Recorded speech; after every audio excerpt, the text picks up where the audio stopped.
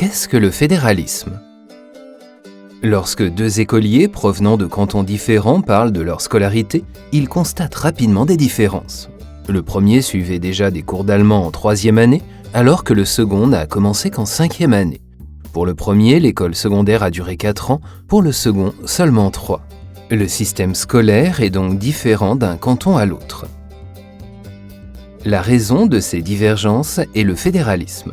Le fédéralisme, c'est le partage des responsabilités entre la Confédération, les cantons et les communes. Ces 3 niveaux étatiques possèdent chacun leur propre domaine de responsabilité dans lesquels ils s'acquittent eux-mêmes de leurs tâches.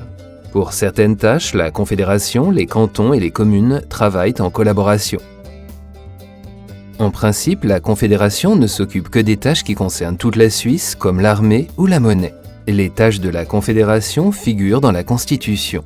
Celle-ci doit être approuvée par le peuple et les cantons. Les cantons ont donc leur mot à dire concernant les tâches de la Confédération. Les 26 cantons forment le 2e niveau étatique. Ils sont autonomes dans un grand nombre de domaines et peuvent également créer des lois. Les cantons sont par exemple responsables de la police ou de l'enseignement. Ils doivent néanmoins se plier à certaines règles. D'après la Constitution, la scolarité de base est ainsi obligatoire et elle est gratuite dans les écoles publiques.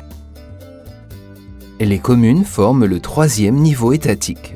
Chaque commune fait partie d'un des 26 cantons. Les cantons définissent eux-mêmes les tâches de leurs communes qui sont différentes d'un canton à l'autre. En principe, les communes sont responsables de l'organisation sur place.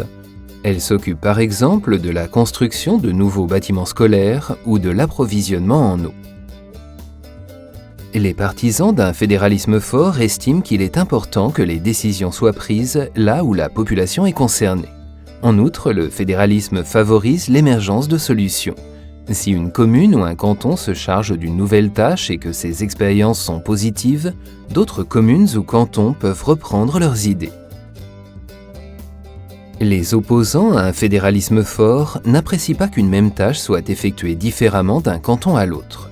Les différences dans le cadre de l'enseignement des langues étrangères ou du montant des bourses d'études constituent quelques exemples.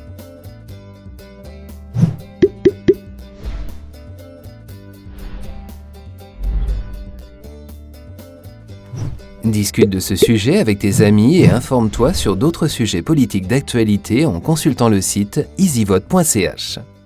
Dans le wiki sur le fédéralisme de la Fondation CH, tu peux rédiger toi-même un article sur le système politique de ta commune.